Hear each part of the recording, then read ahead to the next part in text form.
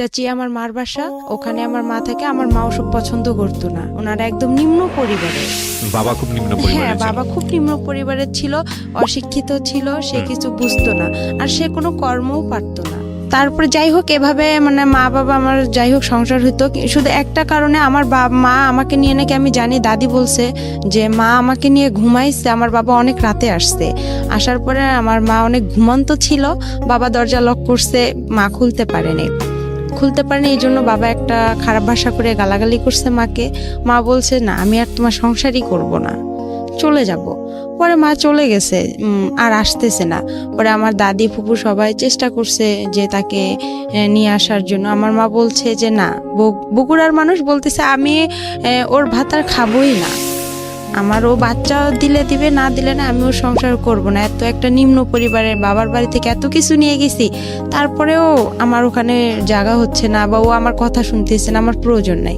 তারপরে আমার বাবাকে একটা সুযোগ দেওয়া হয়েছিল যে আপনি ঘরটা ঠিক করেন, আমি আমার মার বাসা থেকে বাচ্চাকে নিয়ে বেড়ায় এসে। তারপর আমার মা বলছে যে তুমি ঘরটা ঠিক করে আমাকে নিতে এসো। পরে আমার বাবা কি করছে, সে ঘর ঠিক না করে আমার মাকে নিতে গেছে। পরে যাওয়ার পরে যাই হোক আমার মা পরে আসতে আয়সা দেখে যে ঘর ঠিক হয়নি, না হওয়ার কারণে পরে মা বলতেছে আমি আর থাকবো না, চলে যাবো। পরে আমার মা আমাকে নিয়ে চলে গেছে। আবার যাওয়ার পরে এক সপ্তাহ পর আমার নানি বাসা থেকে মাকে পাঠানো হয়েছে নাকি আমার দাদার বাসায়। আসার পরে আমার বাবা তখন বলে আমি আর রাখবো না তোমাকে। তখনকার হিসেবে আমার মা 10,000 টাকা, 3 ভরি স্বর্ণ, আর ঘরের যা জিনিসপাতি লাগে চাল ডাল শুরু করে সে সব কিছু নিয়ে আসছে। তারপর আমার বাবা ওগুলো কিচ্ছুই তাকে দেয়নি। মানে মা যখন আর কি চলে গেছে, যাওয়ার পর মাকে তো দেয়নি, না দেওয়ার কারণে বাবা তো ছোট বাচ্চা, আমি অনেক জিদ করতাম, অনেক খাইতে চাইতাম। একটা মেয়ে তো মানে 4 বছর বয়স, তখন তো তার মার আদরটা সবচেয়ে বেশি প্রয়োজন হয়, বাট আমি তো সেটা পাইনি। বাট না পাওয়ার কারণে দেখা যায় আমি বাবার কাছে সে জিদটা করছি। আমার ফুপি ছিল, দাদি ছিল, আমার দাদি অন্ধ, আমার দাদি অন্ধ, আমার বাবার কারণেই অন্ধ হয়ে গেছে। আমার ফুপি রিলেশন করার জন্য আমার বাবাটা পছন্দ করতো না, আমার মা থাকাতে আমার ফুপি রিলেশন করতো।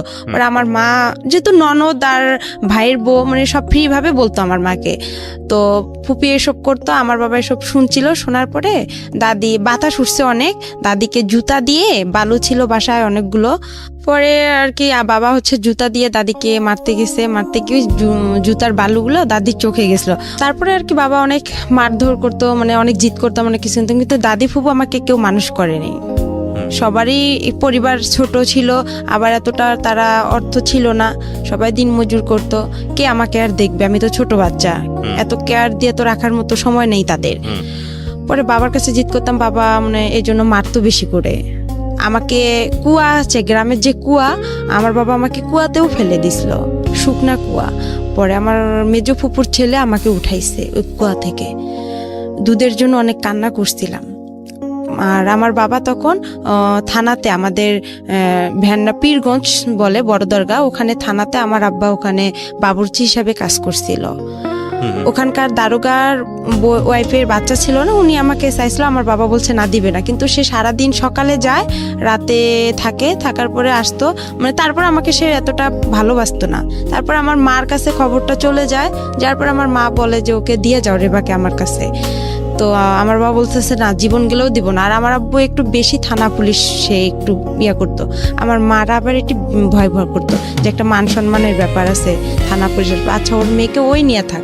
এভাবেই আমার মার সাথে আমার বাবার এখানেই সামর্থ্য হয়ে গেল।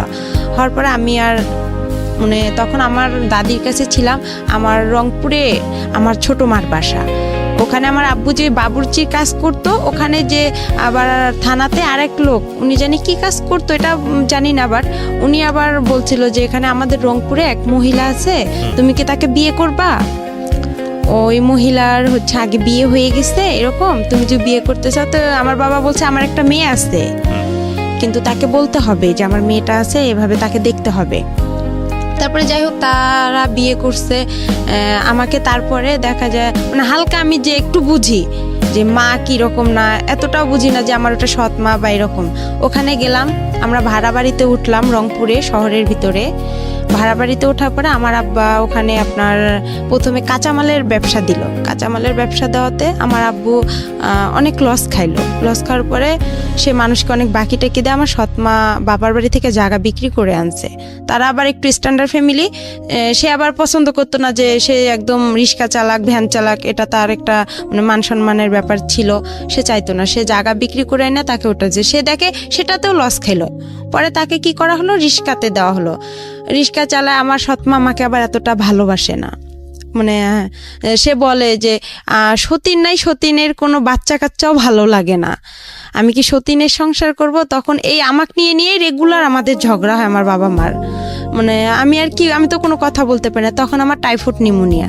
তারপরে এভাবে আর কি মানে সে আমাকে নিয়ে তাদের খুব আপনার সৎমার ঝামেলা করতো? হ্যাঁ, অনেক ঝামেলা করতো, অনেক মারধর হইতো। এভাবেই আর কি দিনগুলো চলে গেল। 2-3 বছর চলে গেল। যাওয়ার পরে আমার নানার সৎ নানার বাসায় চলে আসলাম আমরা। চলে আসার পর ওখানে আমার মানে সবাই আর কি মানে গ্রাম অঞ্চলে ও এক কথা বলতো, ও এক কথা বলতো, মানে আমি বাট আমার মার সব কথা শুনতাম। আচ্ছা, যাতে আমি এতটুকু আমার মেধাতে ছিল যাতে সে আমাকে ভালোবাসে, আমি যাতে তার কাছে মার আপনি কি আদরটুকু ছোটবেলাতে বুঝতেন যে আমার সৎ মা আমার আসল মা না? এটা বুঝতেন? এতটা বুঝতাম না। আচ্ছা, ওই সময় অন্য কোনো ভাই বোন ছিল না? শুধু আপনি একাই ছিলেন? শুধু আমি ছিলাম। শুধু আপনি ছিলেন, ওকে। তখন আমার মার এতটা বয়স ছিল না, আমার সৎ মার, ওনারও হালকা বয়স ছিল। জি। তারপরে নানার বাসায় আসলাম, আসার পর গ্রাম অঞ্চলে এ এক কথা বলে, ও এক কথা বলে, তখন আরো আমার খারাপ লাগে। তখনই আস্তে আস্তে বুঝতে পারি যে এটা আমার সৎ মা, বা যাই হোক আমাকে অনেক মারে, এটা করে, আমি সব কাজ করি তার মন জোগার জন্য। না, এখানে একটা আমার ভাই হয় শহরে, আমার একটা ভাই, ওই আমার সৎ মার ছেলে হয়, ওই ছেলেকে শহরে তখন আমি সম্পূর্ণ দেখাশোনা করি। কিন্তু ওর যখন আমার মার গর্ভে থেকে হয়েছে তখন থেকে ওর আমি যে হাগু মুতু করে যে কাপড়গুলো আমি সম্পূর্ণ ধুয়ে দিছি, আমার সৎমাকে কিন্তু কিছু করতে দেনি। যাই হোক, ঠিক আছে, হ্যাঁ বলেন। তারপরে এখান থেকে আমরা চলে আসলাম আমার নানার বাসায়, শেখপাড়া, আমাদের রংপুরে। শেখপাড়া যখন আসলাম, আসার পরে ওখানে বড় হলাম। আস্তে আস্তে ওখানে আমাকে স্কুল ভর্তি করে দেওয়া হলো, প্রাইমারি স্কুলে। ওখান থেকে আমি মানে 3তে যখন উঠলাম তখন আমার বাবা কি করলো, আমার মার সাথে রেগুলার ঝগড়া হয়। আমার বাবা আবার সৎ মা, তারপরে ওনার যে ফ্যামিলি আত্মীয় স্বজন গুলো আছে তাদের সঙ্গে কথা বলে না। আবার যদি আমি একটু কথা বলি, দেখা যাচ্ছে আমার আব্বু মানে হাতের কাছে লাঠি পাবো বা যা দা বটি যেটা পাবে সেটা দিয়ে আমাকে মার শুরু করবে। আচ্ছা। আবার আমার মা কথা বলে ওনার সাথে অশান্তি শুরু করতো। মানে আপনি কার সাথে কথা বললে অশান্তি শুরু করতো? সেটা হচ্ছে আমার সৎ মার যে ফ্যামিলির যে কেউ হোক, তাদের সঙ্গে কথা বললে সমস্যাটা? হ্যাঁ, সমস্যা করতো উনি। আমার মাও যদি কথা বললো তাও সমস্যা করতো আমার বাবা। আচ্ছা। এভাবেই দিনগুলো গেল। যখন আমি 3তে উঠলাম, 3তে ওঠার পরে আমার বাবা কি করলো, আমার মা ভ্যান কিনে দিল আমার বাবাকে। তখন আমার ছোট মামা, উনি আবার স্কুলের মাস্টার, হাই স্কুলের। তখন উনি বলতেছে যে এরকম আমাদের একটা মান সম্মানের ব্যাপার আছে, ও যে ভ্যান চালাবে এটা কিরকম দেখায়, একটা এটা কিভাবে হয়। পরে আমার মা বুঝায় বলছে, আমার নানি নানাকেও জায়গা বিক্রি করতে দিবেন আমাকে, যে তুই কি ওর পিছনে সব শেষ করবি নাকি, তোর ভবিষ্যৎ আছে না। তারপরে মা বলতেছে আচ্ছা দেখি আরেকবার। সে তখন কি করলো, ভ্যানটা কয়েকদিন চালালো, চালার পরে বাসায় খুব ঝগড়া শুরু করে দিল। আর আমার মার, ছোট মার মুখের ভাষা অনেক খারাপ ছিল। আচ্ছা। মানে অনেক রং কথা বলে গালাগালি করতো, আমার বাবাও অনেক রং কথা বলে গালাগালি করতো, আমার খুব খারাপ লাগতো। আমি যদি ওখানে কথা বলতাম, দেখা যেত আমার বাবা আমার মার সাথে কিছু না করতে পেয়ে আমাকে সে দেখা যায় খুব মারধর করতো, এমন মারতো যে আমার শরীর ফেটে রক্ত বের হতো। আবার দেখা যেত আমাকে রশি দিয়ে সে হাত পাও বেঁধে রাখতো, বেঁধে ঘরে বন্দি করে রাখতো। তারপরে এভাবে মারতো। মারার পরে যাই হোক, সেদিন ও রাতে বাসায় কোনো খাবার দাবার কিছু আনে নেই, চাল ডাল কোনো তরকারি আনে নেই। আমার ভাইটাও ছোট। তারপরে ও একটু হাঁটে আস্তে আস্তে, ওরও মনে হয় 3 বছর কি 4 বছর। তখন বাবা কি করলো, আমি 3তে উঠলাম, আমার ফাইনাল পরীক্ষা দিতে হবে। পরে আমার বাবা কি করলো, ভ্যানটা নিয়ে আমার দাদার বাসায় চলে আসলো, ভ্যান্ডাবাড়িতে। ভ্যান্ডাবাড়িতে চলে এসে আমার বাবা 2-3 দিন ওখানে থাকার পরে ভ্যান বিক্রি করে দিছে। তখন আমার সৎমা বলতেছে, আবার আমার মামা নানা নানি সবাই বলতেছে সৎ, যে ওর তো বাবা নাই, ও কি খাবে এখানে, তুই না হয় তোর সন্তানরে কাজ টাজ করে খাওয়াবি, তোর মেয়েরে কে খাওয়াবে, তোর সৎ মেয়েরে। পরে আমাকে এও বলতেছে তুমি তোমার বাবার কাছে চলে যাও, কি করবো। পরে আমি যাই হোক, আমার কাছে জানি কয়েকটা টাকা ছিল, ওখান থেকে 30 টাকা কি 25 টাকা তখন বাস ভাড়া লাগে। আমি মডার্নে আসলাম, এসে ওখান থেকে বললাম যে আমি এখানে ভ্যান্ডাবাড়িতে যাব, পরে এত টাকা আছে। পরে ওভাবে আমি খুব রিকোয়েস্ট করলাম ড্রাইভারকে যে আঙ্কেল আমি তো অনেক ছোট মানুষ, দেখেন আমি এখানে কোথায় হারায় যাব, আমার বাবার কাছে আমাকে নিয়ে যান, আমার এরকম সমস্যা। তাকে আমি বিস্তারিত বললাম, সে বলতেছে আচ্ছা আমি চিনি তোমার বাবাকে। আচ্ছা, পরে আমাকে নামাই দিল আমার আবার রাস্তার সঙ্গে আমাদের বাসা, আমার বড় ফুপির বাসা, মেজো ফুপির বাসা। আমি নামলাম, নাইমা কান্না শুরু করে দিছি। আমি সকাল থেকে কিছু খাইনি অনাহারে, আবার আমার পরীক্ষা। আর তারপরে আমি বললাম যে আমার তো এরকম পরীক্ষা, আমার পরীক্ষা পরে দেওয়া হলো না, পরে বাবার সঙ্গেও দেখা হলো না। না দেখা হওয়ার কারণে পরে বাবা মানে সন্ধ্যার দিকে বাবার সাথে দেখা হলো যে আপনি আমাকে ছেড়ে আসছেন কেন। তারপরে বললাম যে আমি কি খাবো, ওখানে তো আমাকে বের করেছে, কয় তুমি তো তোমার সৎ মায়ের কথা মতন চলো ইয়া করো, তো ওখানেই থাকতা, এখানে আসছো কেন? বাবা বলছে এটা? হ্যাঁ। তো আমি বলতেছি বাবা তখন কোথায় ছিল? বাবা তখন দাদার বাসায় ছিল। আচ্ছা। তখন আমি বললাম যে আমি ওখান থেকে কি করব, ওরা সবাই আমাকে এই কথা বলতিছে। পরে ওখানে থাকলাম। কোন ক্লাসে পড়েন তখন? তখন আমি 3-তে। ক্লাস 3-তে, ওকে। তারপরে বাবা ওখানে কয়েক মাস থাকার পরে দেখা যায় আবার আমরা কি করলাম, বাবার আর মানে ভ্যানটা বিক্রি করে খাওয়া আর তো কিছু নাই তার, সে বিক্রি করে খাবে। আমার দাদি তো অন্ধ, তারও কিছু জিনিস ছিল, সেগুলোও সে দেখা যায় কিছু টাকা ছিল তার বয়স্ক ভাতা, এগুলাও সে মানে ঘরে চাল ডাল ছিল, বস্তা ছিল, চালের ধান ছিল, এগুলো সম্পূর্ণ খাওয়ার পরে আমার দাদিকে আর দেখতে পারে না। আমার দাদি কিন্তু অন্ধ। যাই হোক, এটা হওয়ার পরে বাবা কিছুদিন পর আমাকে নিয়ে আবার রংপুরে চলে গেল, শহরে লালবাগে কারমাইকেল কলেজের অপোজিট সাইডে, ওখানে আবার বাসা ভাড়া থাকে। ওখানে আমরা বড় একটা রুম নিলাম ছোট দেখে, আমার বাবা ওখানে রিক্সা নিল। পরে ওই আমার যে নানার বাড়ি, সৎ নানার বাসা, ওখান থেকে কিছু মামারা যাওয়া আসা করে, কাঁচামালের ব্যবসা আপনার সিও বাজারে, পৌর বাজারে তারা যায়, তাদেরকে আমি দেখি, বলে যে ওই যে রেবা, খালেদার মেয়ে, আমার সৎমার নাম ছিল খালেদা, বলে খালেদার মেয়ে। পরে এই কথা বলার পরে তা আমি বলতাম মামা আমরা তো এখানে আসছি, এরকম বিষয় দেখেন মা আর আব্বুকে আবার একসঙ্গে করা যায় নাকি। পরে আমি আবার অসুস্থ হইলাম। অসুস্থ হওয়ার পরে আমার বাবাকে বললাম যে আপনি কাউরে না কাউরে ধরেন, আবার ওখানে যাইতে হবে, আমার পরীক্ষা দিতে হবে। 1 মাস পরে কিন্তু আমরা আসছিলাম এখানে। পরে 1 মাস পরে আবার কি হলো, 1 মাস থাকলাম শহরে ভাড়া বাসায়, আমার আব্বা রিক্সা চালাইলো। পরে আমার আব্বু এর হাত ধরে, ওর পা ধরে, যে ভাই আপনি একটু চেষ্টা করেন, দেখেন কি করা যায় না যায়। এভাবে মনে করেন আমার আব্বু একটু একটু করে আগাইলো। আগার পরে আমার মা আবার তাকে নিল। আচ্ছা। আবার নেওয়ার পরে সে আবার ওখানে গেল, যাওয়ার পরে তাকে বলা হলো যে আপনি ওদের সাথে কি কথা বলতে দিবেন, যারা আমার বাবাকে আমার মার সাথে যোগাযোগ করে দিচ্ছে তারা বলতেছে যে তুমি কি পারবা খালেদার বাবার মার সাথে কথা বলতে দিবা? তো বলতেছে হ্যাঁ আমি সব করব, আমি স্টামের উপর বনসই করব। এভাবে আমরা ওখানে আবার গেলাম। আমি 3-তে পরীক্ষাটা দিতে পারলাম, ফাইনাল পরীক্ষাটা। ম্যাডামরা বলতেছে যে তুমি এরকম করো, স্কুলে আসো না, এভাবে তো হয় না কারো একটা ক্লাস, আর তুমি এভাবে পারবাও না পড়তে, এটা সম্ভব? পরে আমার বাবা মাকে দুজনকেই ডাকছে যে ওকে আপনারা তো প্রাইভেট দেন না, কিছু দেন না। তারপরে আমার স্কুলের যে পাড়া প্রতিবেশী যারা আছে কিছুজন তো ভালো আছে, পরে ওনারা গিয়ে বলছে ও সৎ মা, আচ্ছা ওর সাথে এরকম করে, ওকে তো কিছু দেয় না। আমাকে আমার বাবা মা প্রাইভেট দিত না, আমি যে মাসে 300 টাকা করে পাইতাম আপনার, ওইটাও মনে করেন 3 মাস পর 300 টাকা করে সরকারে দিত প্রাইমারি স্কুলে। ওখান থেকে ওই টাকাটা কি করতো, আমার বাবা মা খরচ করতো। আবার দেখা যাচ্ছে ও অনেকে পায়, অনেকের মা কি করতো, একটা জামা কিনে দিত, একটা নাকে ফুল কিনে দিত। আমারও খুব ইচ্ছা হইতো যে আমি একটা নাকের ফুল নিব বা একটা জামা নিব, মানে খুব কষ্ট লাগতো, কিন্তু আমি বলতাম না ভয়ে, যে আমি যদি আবার এরকম করে আমাকে নিয়ে যদি আবার চলে যায়, আমার পড়াশোনাটা এখানে আবার মিস হয়ে যাবে, আমি তখন কি করব, মানে চিন্তা করতাম। এভাবে হইতে হইতে আমার বাবা ফোরে উঠে আবার এরকম শুরু করে দিল। আবার একটা ভ্যান কিনে দিল আমার মা লোন করে কিস্তিতে, ওই ভ্যানটা নিয়ে আবার আমার বাবা এরকম চলে গেল। কিছুদিন পর চলে যাওয়ার পরে দেখা যাচ্ছে আর আমার মা নিচ্ছে না, তখন আমি আরো একটু বড় হয়ে গেলাম, হালকা একটু সাবাল্য হলাম, একটু বুঝতে পারলাম। পরে যাই হোক এভাবে হইতে হইতে মনে করেন প্রায় 2-3 মাস হয়ে গেল। আমি ফাইনাল পরীক্ষা দিলাম, আমি কোন রকম পাশ করছি, এটাকে পাশ বলে না। তারপরে ম্যাডামেরা আমাকে উঠাই দিল।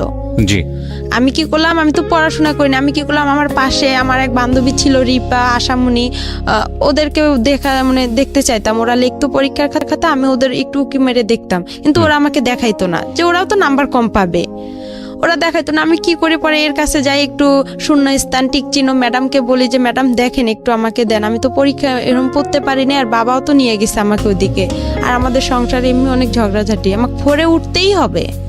পরে ম্যাডামও যাই হোক বলে দিত, পরে বলতো আচ্ছা রে বা ঠিক আছে। ম্যাডাম শূন্য স্থান টিক চিহ্ন আমার সম্পূর্ণ বলে দিত, কাউকে বলে দিত না, আমাকে বলে দিত। আবার ছোট প্রশ্নগুলোও বলে দিত, লেখেও দিত। উনি আমাকে অনেক হেল্প করছে ম্যাডামেরা।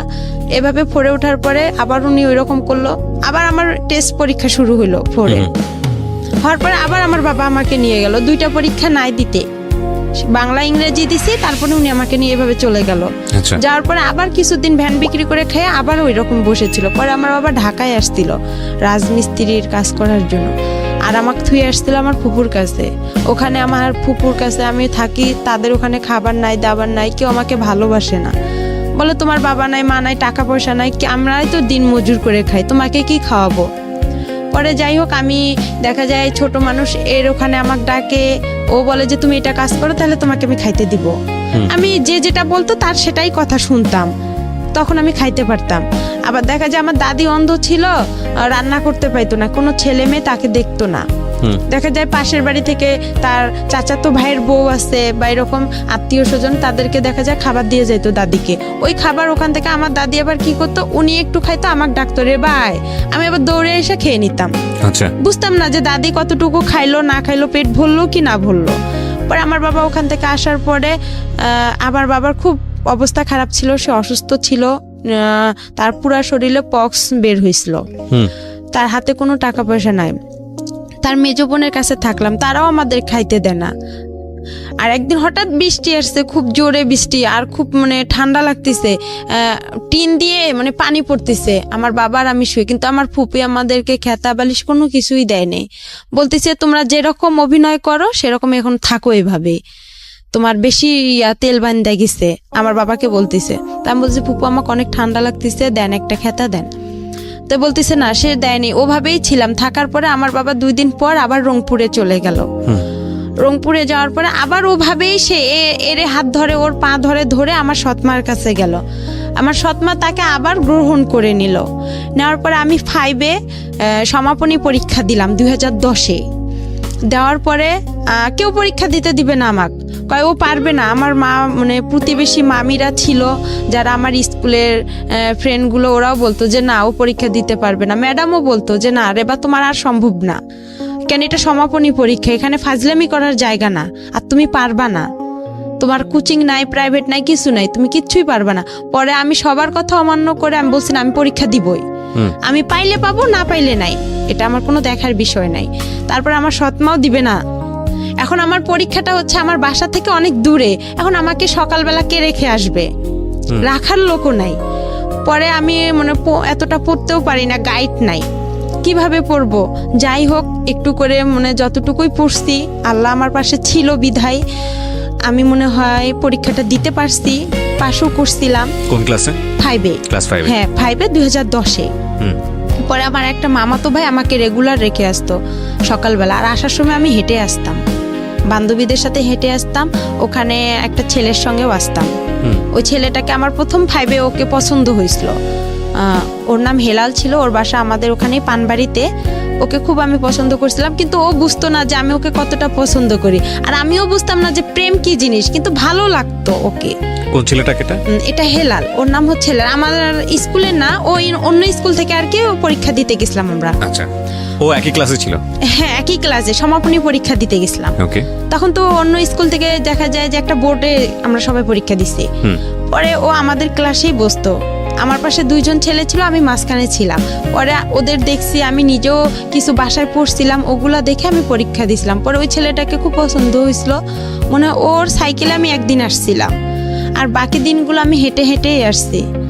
আর তখন খুব কষ্ট লাগতো, আর আমি মানে অনেক কিছু খাইতে ইচ্ছা করছিল, যে পরীক্ষা দিতে আসছি আমি কিছু খাই, বা অনেকে তো খাইতেছে, আমার সেরকম টাকা ছিল না। বাবা চুরি করে আমাকে যে টাকাটা দিছিল আমি ওই টাকাটা খাইতাম না, যে টাকাটা আমি জমায় হয়। আমার আবার একটু চুল বড় ছিল, আর আমি সাজগোজ খুব পছন্দ করি। আর আগে আমি একটু চাইতাম যে আমি মানে একটা লং জামা পরবো না, একটু শর্ট জামা পরবো, একটু ভালো জামা পরবো, কম দামি পরবো না, ভালো পরবো, টাকা একটু বেশি লোক, টাকাগুলো জড়ায় জড়ায় দেখা যেত আমি একটু মেরিল কিনতাম বা একটা টিপের পাতা কিনতাম বা একটা চুড়ি কিনতাম, এরকম কিছু কিনতাম, একটু শ্যাম্পু কিনতাম। এভাবে আমি টাকাগুলো খরচ করতাম না, জড়ায় জড়ায় রেখে দিতাম আমার কাছে। রাখার পরে এভাবে আমি পরীক্ষা দেওয়া হয়ে গেল, আমার রেজাল্টও বের হইলো। রেজাল্টে আমি সেরকম ভালো পাইনি, আমি সেকেন্ড ডিভিশন, ওটা তখন জানি কি ছিল, কিন্তু কোন আমি ক্লাসে? 5-এ সমাপনী আমার শুরুতে। ঠিক আছে, আপনি পাশ করেছেন, হ্যাঁ, তারপর? কোনো রকম পাশ করেছি, করার পরে আমাকে 6-এ 11তেই ভর্তি শুরু হচ্ছে। পরে ওখানে আমাকে ভর্তি করা হলো। আমাকে ভর্তি করবে না, আমার মা বলতেছে না ও পারবে না, আমাকে বিয়ে দিয়ে দিবে।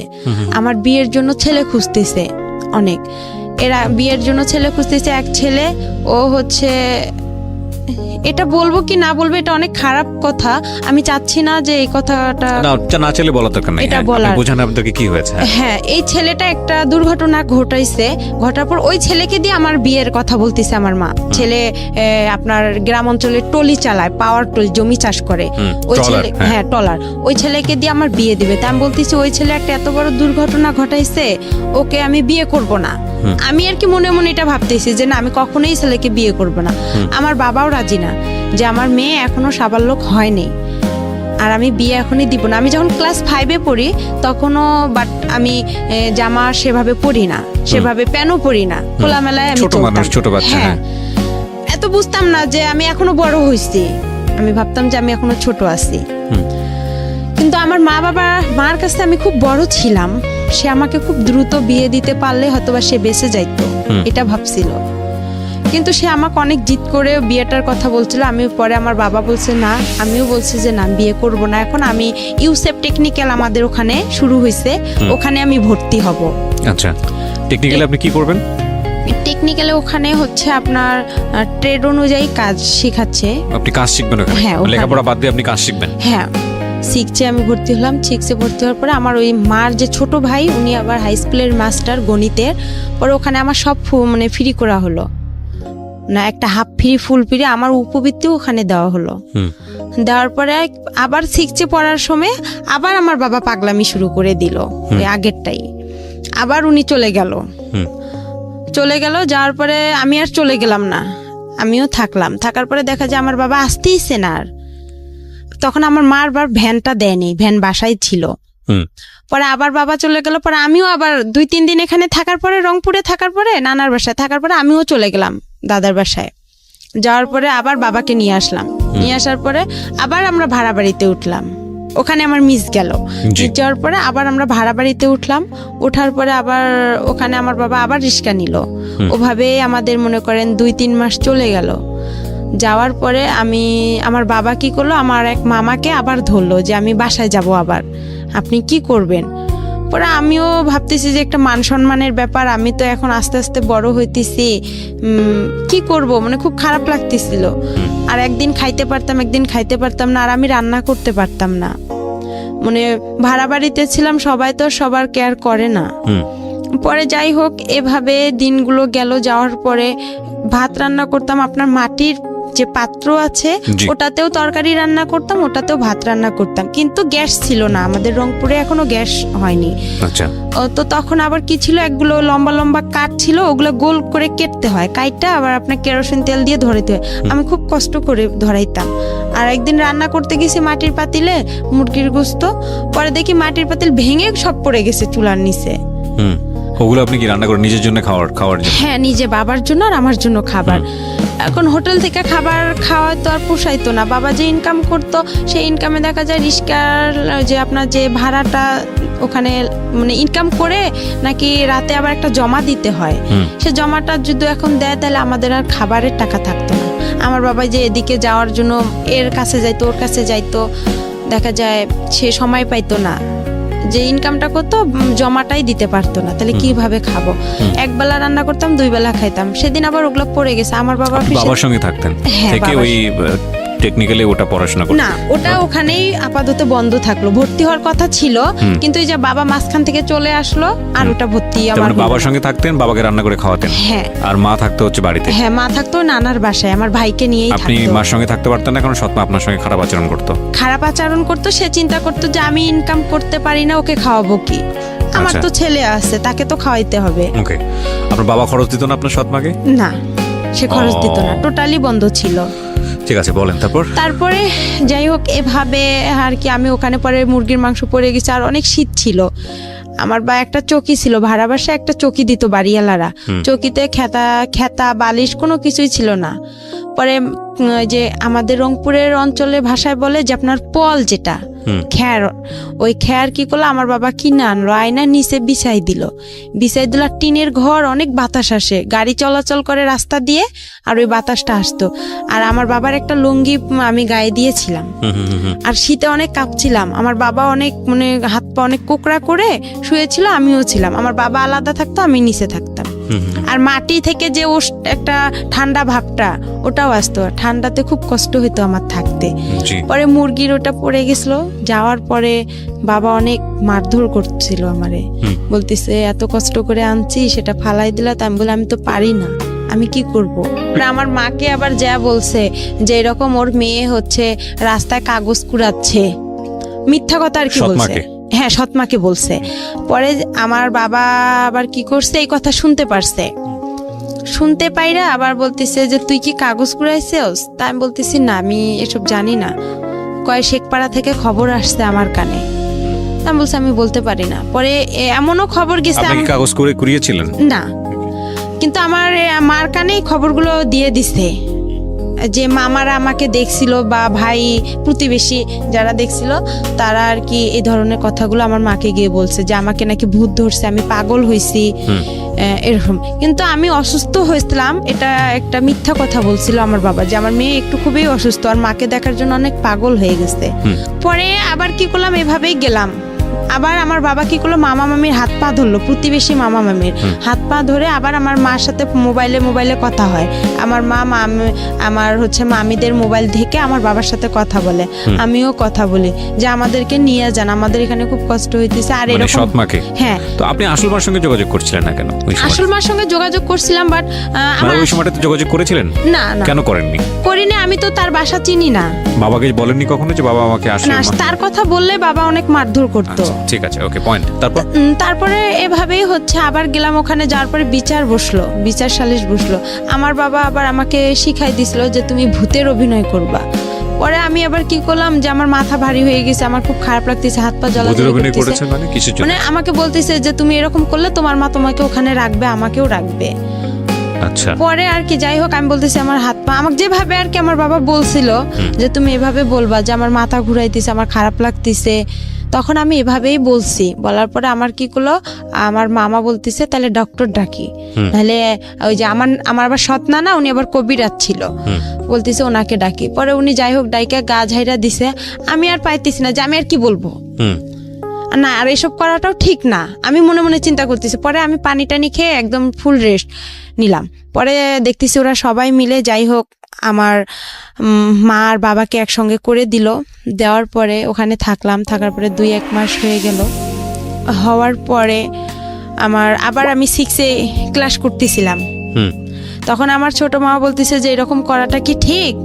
পরে আমার তো কোচিং নাই, 6-এ সবাই ভর্তি হয়ে আপনার গণিত, ইংলিশ সেকেন্ড পার্ট, এগুলোর বিজ্ঞান, এগুলোর কোচিং করে। তখন ওরা সবাই বলতেছে কিরে রে বা তুই মিঠু স্যারের কাছে ইংরেজি পড়বি?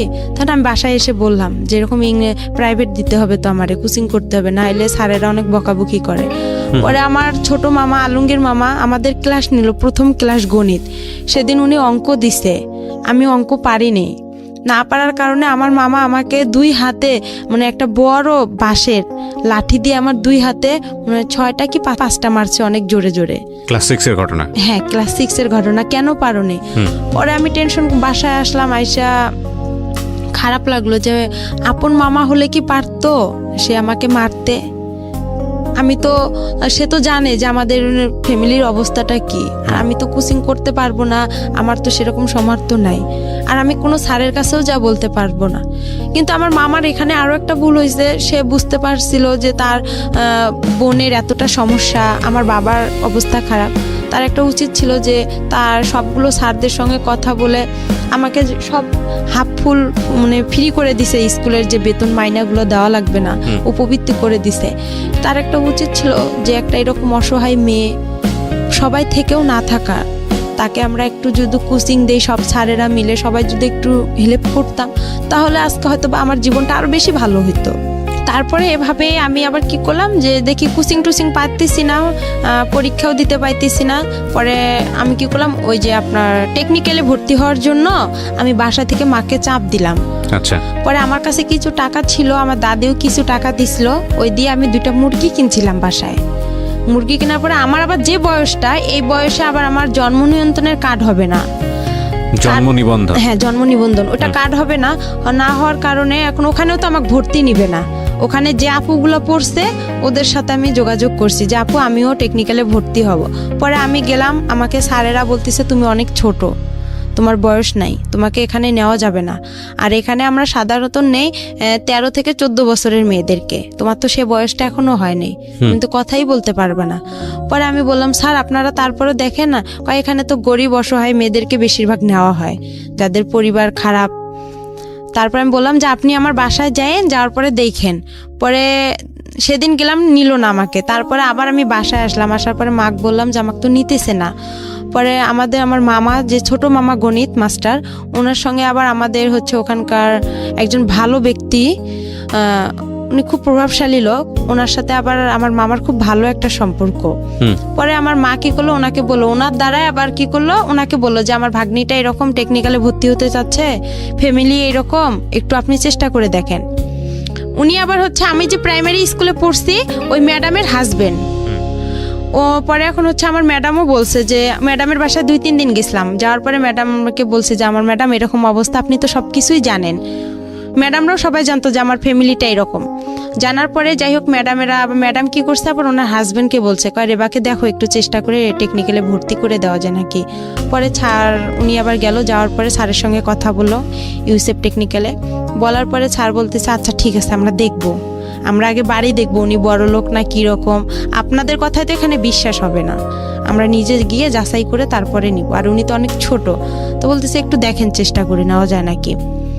পরে এভাবে ওনারা আসলো, আসার পরে আমার বাসায় আমার এক খালা ছিল প্রতিবেশীও, পরে বলতেছে রেবাদের বাসা কোনটা। পরে আমি ওখানে আবার নাম চেঞ্জ করছিলাম, আমার নাম হচ্ছে আবার রেবা, 2 জন ছিলাম আমরা, থাকার কারণে নামটা হচ্ছে, আমার সাথে আরেকটা আপু ছিল, উনি আবার বলতেছে তুমি এত অসহায়, তো তোমার নামটা একা দিয়ে দেই। তা আমি আর এতটা বুঝি না, আমি বলছি আচ্ছা আপনাদের যেটা ভালো হয়। আর আমি আবার সবসময় বেশি এটা বুঝি যে আমাকে যে ভালো, মানে আমার একটা কোনো কিছু পছন্দ হলো, অন্যের উপর আমি বেশি নির্ভর করি, আমি নিজের উপর নির্ভর করি না, যে অন্য তো আমার জন্য ভালোই বোঝে, আমার ভালোটা তো আমি কি আর বুঝবো। পরে ওই নামটা দিলাম, পরে আইসা বললো একা, বলছে পরে চেনে নে, বলছে একা আক্তার রেবার বাসা কোনটা, পরে রেবার বাসা বাবা ইকরামুল, মা খালাদা। বলার পরে আমার খালা বলতেছে ওইটা, ওর বাবা কি করে। আমি আবার তখন কি করছিলাম, মানুষের বাসায়, আমার মামার বাসায় ভুট্টা যে ছিলে, ওই ভুট্টা ছিলতে বসছি বৃষ্টির দিন। পরে আমার খালা পরে ডাকতেছে, বলতেছে রেবা তোর বাসায় এরকম, রেবা রেবা করে চিল্লাচ্ছে। পরে স্যার নাকি বলতেছে যে ওকে ডাকতে হবে না, ওর বাসা কোনটা দেখাই দেন। পরে বলতেছে এইটা, বলতেছে আপনি কি সত্যি কথা বলতেছেন, বলতেছে হ্যাঁ। ওর কি সৎ মা, ওর বাবা কি ভ্যান চালক, বলতেছে হ্যাঁ। পরে বলতেছে ও মেয়েটাকে এখন ডাক দেন। পরে আমাকে ডাক দিল, পরে আমি বলতেছি, সালাম দিলাম যে স্যার আপনি ভালো আছেন, বলতেছে হ্যাঁ। বলতেছে তোমার বাসা, আমি বলছি এইটা।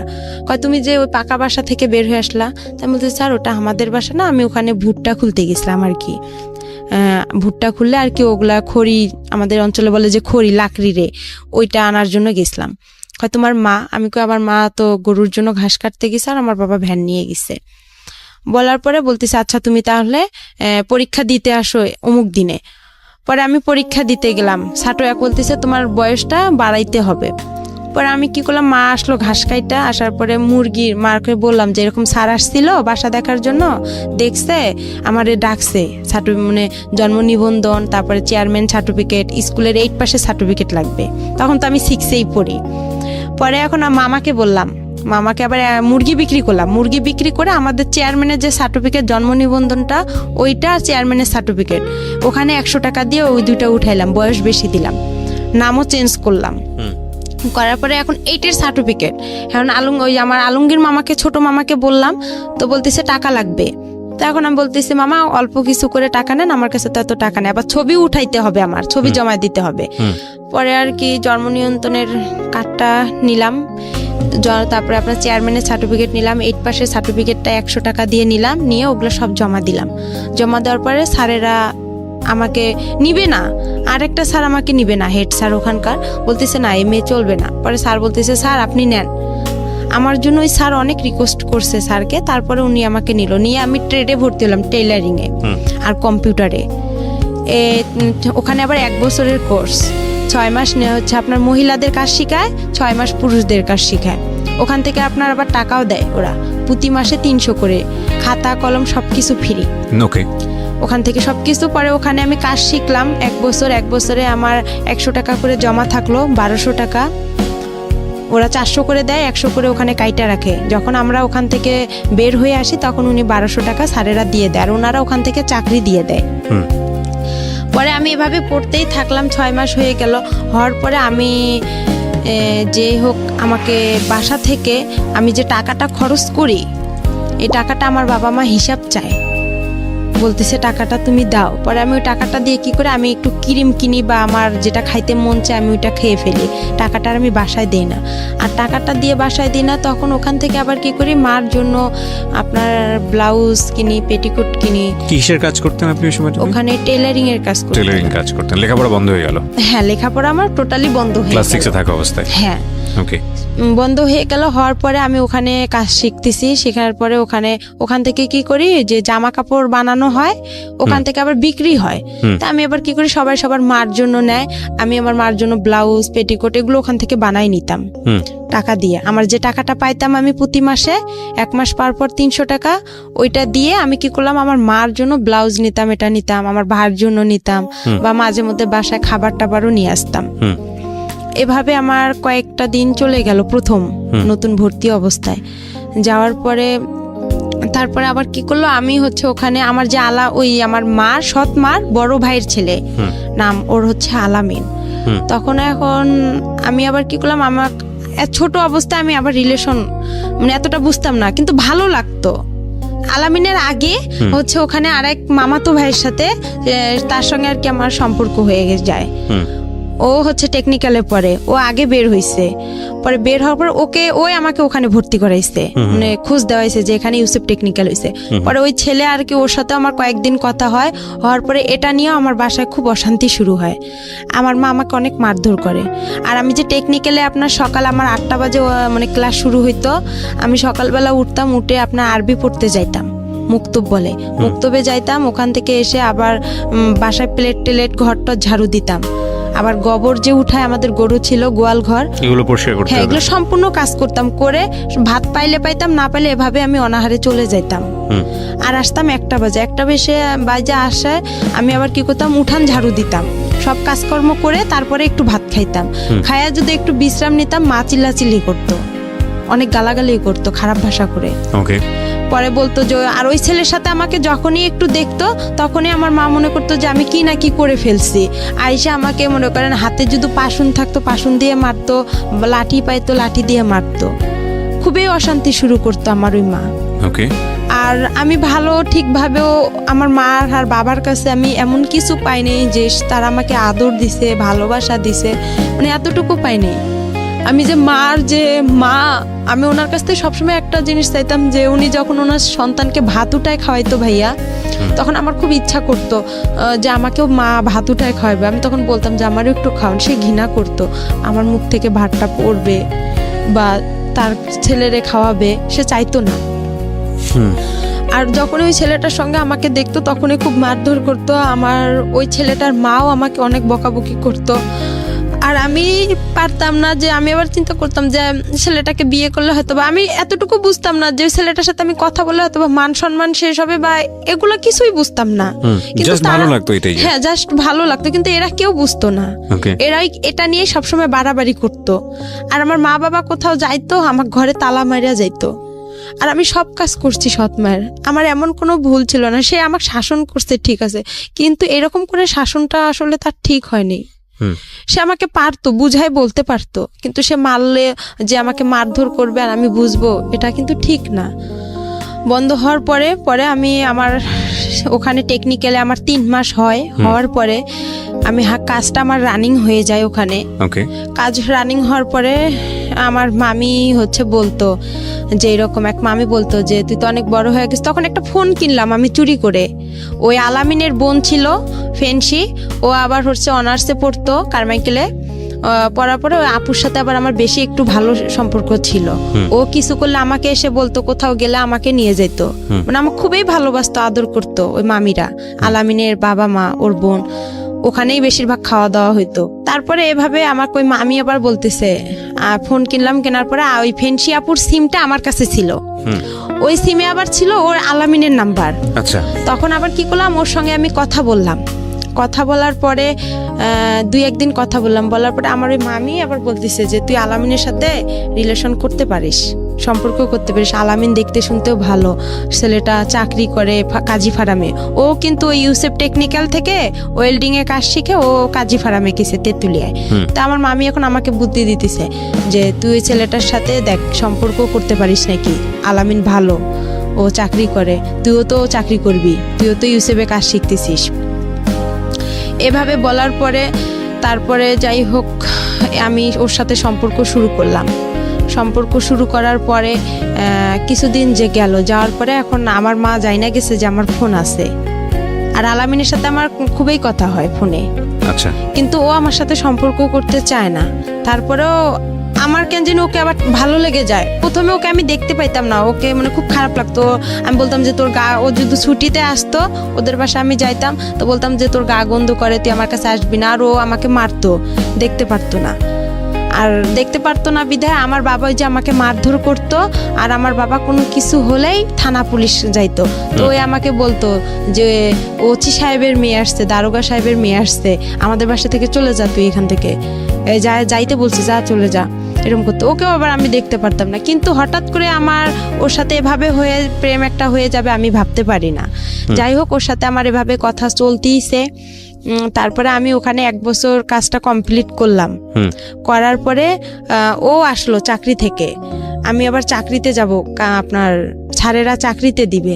আমার বাসা থেকে কেউ আমাকে চাকরিতে যাইতে দিবে না, আমার সৎমা যাইতে দিবে না, বিয়ে দিয়ে দিবে। আমার বলতেছে বাহিরে মানুষ যাওয়া ভালো না। ও এখানে আরেকটা কথা আছে, আমি যখন টেকনিক্যালে ভর্তি হইলাম ভাইয়া, তখন আমার যে মুরগি 2টা ছিল বলছিলাম, ওই মুরগি 2টা যে বিক্রি করে আমি মনে করেন এগুলো কাস্ট সার্টিফিকেট, জন্ম নিবন্ধন এগুলো জোগাড় করে যে দিলাম, তখন আমার ওই সৎ মামিরা বলছিল যে ও তো ওখানে গেলে একদম খারাপ মেয়ে হয়ে যাবে। ও যে খারাপ, গ্রামে কত ছেলের সাথে সম্পর্ক করে, আর ওখানে গেলে তো অনেক খারাপ হয়ে যাবে। তা আমি তাদেরকে বলছি যে আমি ওখানে গেলে কিছুই করব না, কেন আমি মনে মনে তো আলামিনের সঙ্গে কথা বলি। তখন আর আমি ওখানে কারোর সাথে সম্পর্ক করব। পরে আমার বাসা থেকে কিন্তু যাইতে দিবে না, টেকনিক্যালি কেউ ভর্তি হইতে দিবে না। আমার মাকে ও আইসা সবাই কানাকানি করে, আর আমার মা আমাকে অনেক মারধর করতো। পরে আমি স্যারদের হাত পা ধরছিলাম, এমন কি আমার স্যারের হেড স্যারের পা পর্যন্ত চিপে ধরছি, ধরে বলছি স্যার আপনি আমার বাসায় গিয়ে একটু বললে হয়তো বা আমার মা রাজি হবে। পরে যাই হোক স্যার এসে কিন্তু বলার কারণে আমার মা রাজি হয়েছিল। কিন্তু আমার মামিরা আমাকে গ্রামের কেউ বলেনি যে মেয়েটা ওখানে গেলে ভালো হবে বা মেয়েটা একটা কাজ শিখবে, নিজের পায়ে দাঁড়াইতে পারবে। আমাকে এই উৎসাহটা কেউ দেয়নি। তারপর ওখানে আমার কাজটা কমপ্লিট হওয়ার পরে আমাকে স্যারেরা চাকরি দিবে। আমার চাকরি করার জন্য আমার ফুপির বাসায় গেলাম, ছোট ফুপির বাসায়, আমার দাদার বাসায়। যায় ওদের কাছে আমার ফুপা আবার ইন্টার পাস।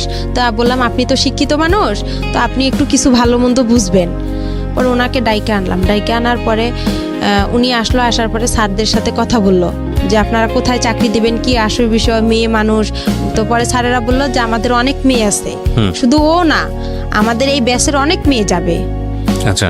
ও ভালো জানে, কেন ও তো এতদিন পড়ছে। আর আমাদের এটা এমন খারাপ কোনো প্রতিষ্ঠান না, এটা আমাদের একটা সংস্থান থেকে এটা হয়েছে, আপনি চাইলে যাচাই করতে পারেন। আর পরে এখন স্যার বলতেছে দেখেন ওর তো সৎমা, আমার সৎমাও কিন্তু ওই আমার টেকনিক্যালে গেছে। ওখানে যাওয়ার পরে যাই হোক, পরে মাই কথাটা শুনতে পারছে। মা যখন শুনছে যে সৎমা বলছে আমার ফুপা যে ওর সৎমায় ওকে একটা ভালো কাজ দিন, আমার এই সৎমাই কথাটা শুনে আরো তার অবস্থা খারাপ হয়ে গেল। এভাবে আমি গাজীপুরে চাকরিতে আসলাম। গাজীপুরের নতুন বাজার, ওখানে আমি গার্মেন্টসে চাকরিতে আসলাম। আসার পরে আলামিনের সাথে আমার কথা হয়। কথা হওয়ার পরে এভাবেই আমার প্রায় অনেক বছর গার্মেন্টসে আমি 2 থেকে 3 মাস চাকরি করার পরে আমার ভালো লাগে না। সব মেয়েরা পালায় পালায় চলে যাচ্ছে, আমার সাথে যে মেয়েরা গেছে। আবার কিছু মেয়ে দেখতেছি আমার সাথে যারা ওখানে আছে, তারা একটা মেয়ের দুর্ঘটনা ঘটছে, আমি ওই দুর্ঘটনা দেখে আরো বেশি ভয় পাইছি যে আমারও না কি হয়ে যায়। পরে আলামিনকে বললাম যে এরকম অবস্থা, তো কইতেছে তুই চলে আয়, গার্মেন্টসে ভালো মেয়েরা যায় নাকি। পরে আমি ওখানে ঈদে ছুটি পাইলাম, ছুটি পেয়ে আমি কি করলাম, আমার যা জিনিসপত্র ছিল আমি সবগুলো নিয়ে চলে আসলাম। আসার পরে আবার আমি ইউসুফে গেলাম। ইউসুফে যাওয়ার পরে স্যারকে বললাম যে স্যার আমার তো ওখানে ভালো লাগতেছে না, আপনি আমাকে আবার একটা চাকরি দেন। আমি বাসায় কি করবো, নাহলে আমার বাসায় বিয়ে দিয়ে দিবে। পরে আলামিনও ছুটিতে আসলো। আসার পরে স্যার কি বলতেছে একটা মেয়ে আছে সেলিনা নাম, ওর সাথে তুমি কন্ট্যাক্ট করো। কন্ট্যাক্ট করলে দেখো একটা চাকরি পাইতে পারো। ও নারায়ণগঞ্জে ডাচ বাংলা প্যাক লিমিটেডে চাকরি করে, ওখানে ভালো ব্যাগের কোম্পানি, ওখানে যাও। পরে ওই মেয়েটার সাথে আমি যোগাযোগ করলাম, করার পরে মেয়েটা আমাকে নিয়ে গেল। আমি বলতেছি আপু আমাকে নিয়ে যাও। পরে আমার বাবা কি করলো, ওই মেয়েটা আমি ও ফের আরেকটা ওর বোনকে নিল, নেওয়ার পরে 3 জনে আমি চলে আসলাম নারায়ণগঞ্জে আসার পরে ওখানে আমার কয়েকটা দিন ডিউটি করলাম, 1 সপ্তাহ ডে 1 সপ্তাহ নাইট। ওখানেও আমার খুব কষ্ট লাগছিল, আমি ডিউটি করতে পাইতেছি না। হঠাৎ করে নাইট করব, খুব ক্লান্ত লাগছে। বয়স কত আপনার যখন এই কাজগুলো করছেন? তখন আমার বয়স হাইয়েস্ট হইলে আমার বয়সটা আমি বলতে পারবো না, কিন্তু কোন ক্লাসে পড়ার বয়স? 6 থাকা অবস্থায় ঘটনা ঘটছে। তখন 1 বছর আমার ইয়ে হয়ে গেল, তাহলে 7 ক্লাস 6 7 এর বয়স, 7 বয়সের কথা। তখন এইভাবে আর কি মনে করেন ওখানেও যে ডিউটি করলাম, করার পরে এখন আমার বাসা থেকে আমার ফোন গেল। যাওয়ার পরে আমি ফোন গেল, আমার আলামিন ফোন দিল, দিয়ে বলতেছে তোর বাবা মা সারাসারি হয়ে গেছে। আচ্ছা, আমি শুনে অবাক হয়ে গেছি, আমি খুব ভেঙে পড়ছি। ভেঙে পড়ার পর আমাকে ওই সেলিনা আপু বলতেছে যে তোমার কি হয়েছে একা। তো আমি বলতেছি আপু এরকম বিষয়, আমি এখন কোথায় যাব। আমি তাকে সব পুরো ঘটনাগুলো বললাম। তা সেও কষ্ট পাইতেছে, বলছে আচ্ছা তুমি কোনো টেনশন করো না, আমার বাসা আছে, তুমি এখানে চাকরি করতে থাকো। পরে আমি এই টেনশনে আর চাকরি করতে পারি না। আর আলামিনের সঙ্গে আমি দিন রাত কথা বলি, রাতের 8টা বাজে যদি ওর সাথে আমি কথা ধরি, আপনার দেখা যায় যে আমি ভোর 6টা পর্যন্ত ওর সাথে কথা বলতাম। আর কিন্তু ডিউটিতে যাইতে পারতাম না, পালায় পালায় থাকতাম, আমি ডিউটি করতে পারতাম না। আবার ওই হোটেলের যে খাবার আমাদেরকে কোয়ার্টার দিছিল, মেসের আন্টিদের খাবার আমি খাইতে পারতাম না। বাহির থেকে যে খাবার কিনে আনবো, আয়না ঘরে রাখতাম, রান্না করতে পারতাম না, সিরিয়াল দেওয়া লাগতো। যাই হোক, এভাবে করে আমার ওখানে 1টা বছর চলে গেল। কিন্তু ওখানে আমি কারোর সঙ্গে রিলেশন করলাম না। আমাকে অনেক ছেলে প্রপোজ করলো যে তুমি বিয়ে করো, বা স্যারেরাও খুব হেল্প করছিল যে আমরাই তোমাকে বিয়ে দিব। পরে আমি বলছি না আমার বিয়ে হয়ে গেছে, আমি মিথ্যা কথা বলছি যে আমার বিয়ে হয়ে গেছে এরকম। ওই ছেলে এখানে ও টেকনিক্যাল থেকে পাশ করে ওয়েল্ডিং থেকে আপনার কাজী ফার্মেও চাকরি করে, আমি সম্ভব না। পরে আমি এভাবে ডিউটি করতে পারি না। পরে আলামিনের সঙ্গে কিন্তু আমার চুপে চাপে দেখা হয়। ও আসে রংপুরে, আমিও রংপুরে যাই আমার বান্ধবীর বাসায়, ওখান থেকে ওর সঙ্গে দেখা হয়। এভাবে দেখা হওয়ার পরেই ওর সঙ্গে আমার প্রায় 2-3 বছর চলে গেল। 2-3 বছর চলে যাওয়ার পর ওকে আমি বললাম যে আমাকে বিয়ে করো। তো বলতেছে যে বয়স, এই বয়সে আমাদের বিয়ে হবে না। তখন আমি বললাম যে এই বয়সে বিয়ে হবে না, তাহলে তোমার কি প্রেমের বয়স হয়েছে?